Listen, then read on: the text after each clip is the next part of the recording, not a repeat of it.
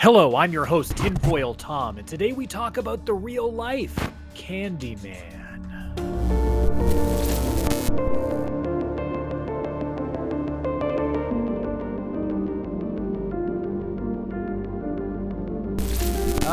Halloween. One of my favorite holidays, right behind National Talk Like a Pirate Day.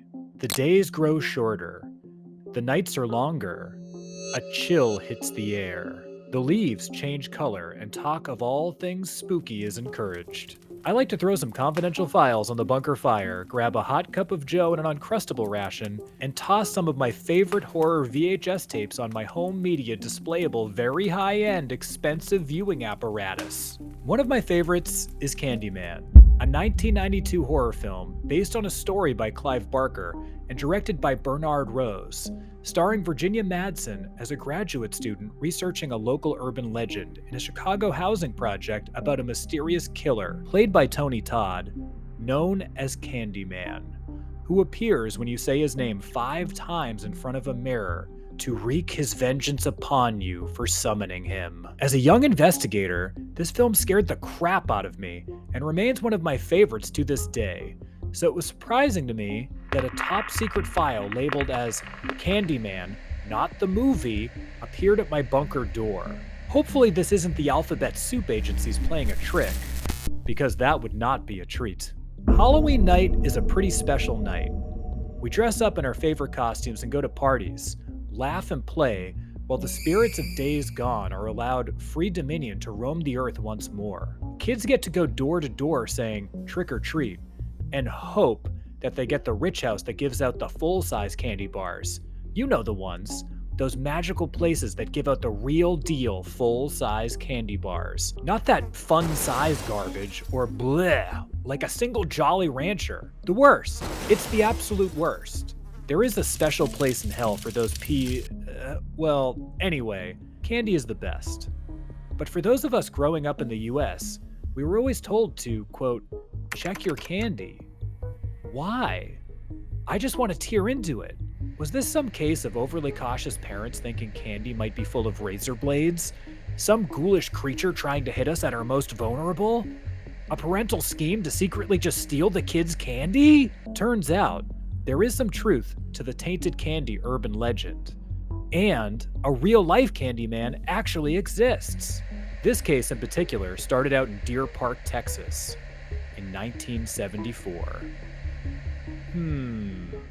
The same year the #1 song on the disco charts was Never Can Say Goodbye by the incredible Gloria Gaynor. Man, do I love her stuff. When I Will Survive comes on, I lose my freaking mind! What's the connection? What's the connection? And why Texas and disco? That sounds like a terrible WWF wrestler from the 80s. This story is about the O'Brien family. The O'Briens seemed normal at first. Dad, Ronald O'Brien, was an optician and a local deacon. He was married to Dayneen, and together they had a young son, Timothy, and a young daughter, Elizabeth. You would think that this was the perfect American family. Middle-class suburban stereotypes. Home from work by 5, pizza night every Friday, baseball games on the weekend. But you'd be wrong. Dead wrong. Halloween night, 1974, Ronald took the kids trick-or-treating. From all accounts, it was a regular outing. The kids had fun. Ron met up with a neighbor, and their kids in the group had what was a regular Halloween. Some laughs, some candy, some fun. While going from house to house, hoping for a huge candy haul, they came upon a doorstep where it appeared no one was home. The kids ran ahead to the next house, impatient. Ronald caught up with them a little while later, and he was holding pixie sticks for all the kids. Claimed the house that they were just at finally answered and gave them to Ronald to hand out. This would turn out to be a fatal dose of the sugary treat, and I don't mean from diabetes. I'm Wilfred Brimley, and I'd like to talk to you for a few minutes about diabetes. Later in the evening, Ronald's son Timothy asked if he could have some of his Halloween haul, and Ron produced the jumbo pixie stick. Yet again, Timothy complained that it had a bad taste, and Ron gave him some Kool-Aid to get rid of whatever that taste was. Things were about to get a lot more sinister. See, this is where I wish I had that time travel right handy to go back in time to stop whatever it is that's about to happen. But no, The alphabet soup agencies keep everything locked up in Fort Knox, along with Elvis's magic underwear and Rudolph the Red-Nosed Reindeer. It makes me so mad. Sorry, kid. Timothy, you see, fell victim to his father's trap. The candy had been laced with cyanide. Within minutes, young Timothy was dead. The investigation quickly revealed Ronald as the prime suspect. The press dubbed him the Candyman. A quote from Harris County Assistant DA Mike Hinton said in a 2004 interview that, quote, "O'Brien is the man that ruined Halloween for the whole world." His story about the neighbor giving them the candy fell apart when the neighbor had a concrete alibi. It was also revealed that he was drowning in debt and about to be fired from his job. The family home was about to be seized, and his car was close to repossession. So he did just about the most evil thing in the world. He attempted to murder his own children for the insurance money, succeeding in the horrible act of murdering his own son. The neighbor's kids to cover up his criminal master plan. In the trial, it took jurors only about 71 minutes to convict O'Brien of capital murder. He was sentenced to be executed by the electric chair. Shocking.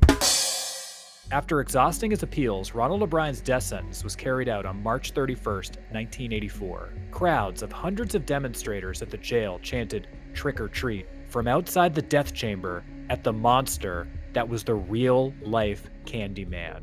For local residents, he was the man who killed Halloween. O'Brien's former wife was quoted after his execution as saying, quote, "It's the end of a nightmare, and it's the beginning of a new beginning." As for us, maybe this is why, on Halloween nights, I always check my candy and lock my doors. Because you never know when the Candyman may come back. Unless it's Tony Todd. He can come back anytime. The sequels aren't even that bad, come on. And the new movie is awesome. Hello? Is anyone still here? Candyman? Tony?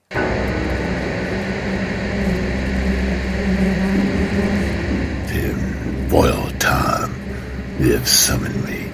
Be my victim. Tin-foil time.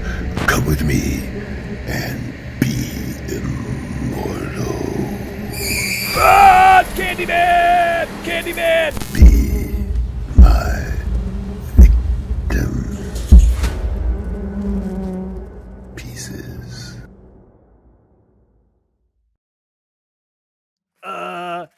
Happy Halloween, everybody!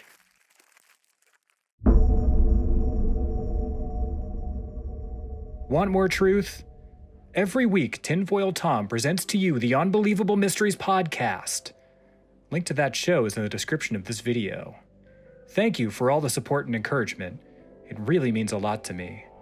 And if you could do me one huge favor, please ring that bell so you get notifications when an upload is posted to this channel.